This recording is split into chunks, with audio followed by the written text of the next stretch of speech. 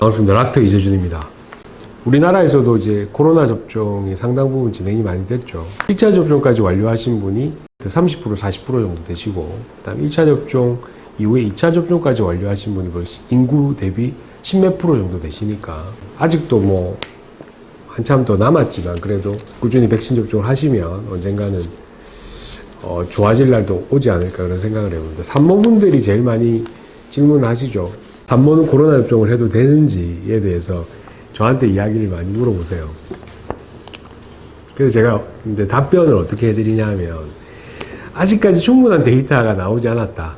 그래서 이게 데이터가 나오려고 그러면은 임상이라는 어떤 그 시간이 필요한데, 우리가 코로나 접종을 시작한 지가 우리나라 같은 경우 3월 달부터, 그리고 외국 같은 경우에도 빠른 나라라 하더라도 작년 12월 달부터 했거든요. 그래서 아직 1년이 채 되지 않았습니다. 그래서 최소 1년, 1년 6개월 정도 지나야지 그 사이에 임신기간 중에 접종하신 산모분들, 그리고 거기서 태어난 아기, 그리고 거기서 만들어진 여러 가지 항체의 정도, 그 다음에 아기한테 나타난 여러 가지 문제점, 이런 것들이 정리가 되겠죠. 근데 아직 정리가 완전히 되지 않았습니다. 그래서 계속 업데이트 되는 자료들은 올라오고 있는데 아직 완벽하게 어떤 가이드라인이 나온 건 없습니다. 그래서 지금까지 나온 결과만 놓고 보면, 이제 임신 기간 중에 코로나 예방접종을 해도 되냐라고 물어보시면은 해도 크게 상관없다는 쪽으로 지금 결론이 나고 있는 것 같습니다.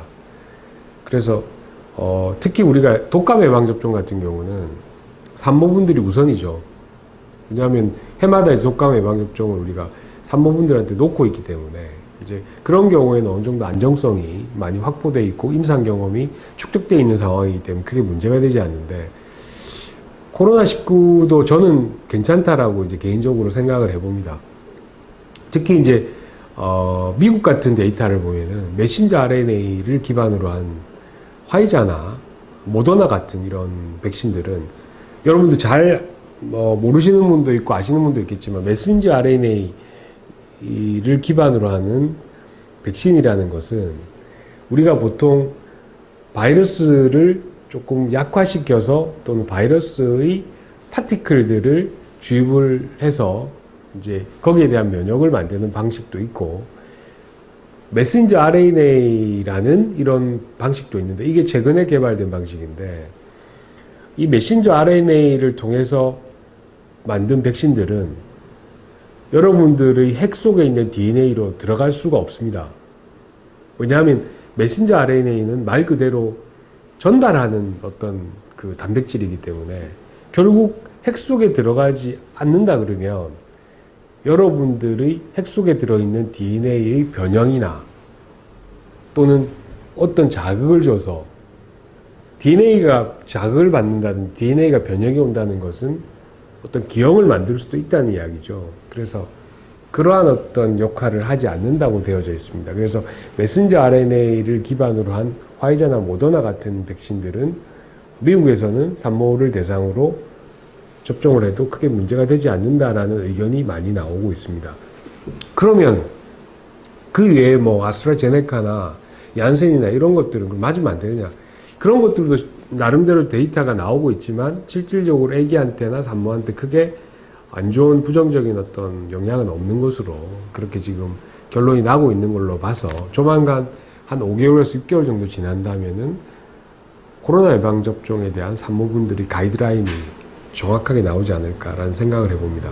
특히 메신저 RNA 기반으로 한 모더나나 화이자 같은 경우는 산모가 맞았을 경우에 탯줄을 통해서 아기한테도 넘어가서 아기한테의 면역도 어느 정도 형성이 되면서 아기가 코로나19에 걸릴 가능성도 낮추는 것으로 어느 정도 예방이 되는 것으로 되어져 있습니다. 특히 모유 수유하는 경우에는 모유를 통해서도 엄마의 메신저 RNA가 넘어갈 수도 있기 때문에 아기한테도 도움이 되는 것으로 지금까지 나온 결론은 그렇습니다. 그래서 앞으로 우리나라가 계속 백신이 많아지면 결국 젊은 산모분들이 백신을 맞아야 될지 말아야 될지 어떤 기로에 쓰는 시기가 조만간 2-3달 정도 안에 전 나타날 거라고 생각합니다. 그러면 그 전에 질본에서 어떤 가이드라인이 아마 나올 것으로 생각되는데, 저는 개인적으로 생각할 때는 만약에 산모분들이 본인의 순번이 되어서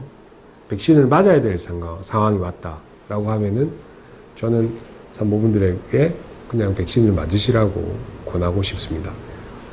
앞으로 이제 추가적인 자료들이 조금 더 축적이 되고 새로운 자료들이 업데이트가 된다면 그것들을 모아서 제가 다시 한 번 더 산모분들의 코로나 예방접종에 대한 편을 다시 한번 말씀드리도록 하겠습니다. 오늘은 과연 임산부들은 백신을 맞아야 되느냐 말아야 되느냐에 대해서 간략하게 알아봤습니다. 감사합니다. 닥터 의학사전을 구독하시고 또 좋아해 주신 여러분들 너무 감사를 드립니다. 여러분들이 구독과 좋아요는 우리 동영상 제작에 굉장히 큰 힘이 되고, 그리고 앞으로도 많은 관심 부탁드립니다. 고맙습니다.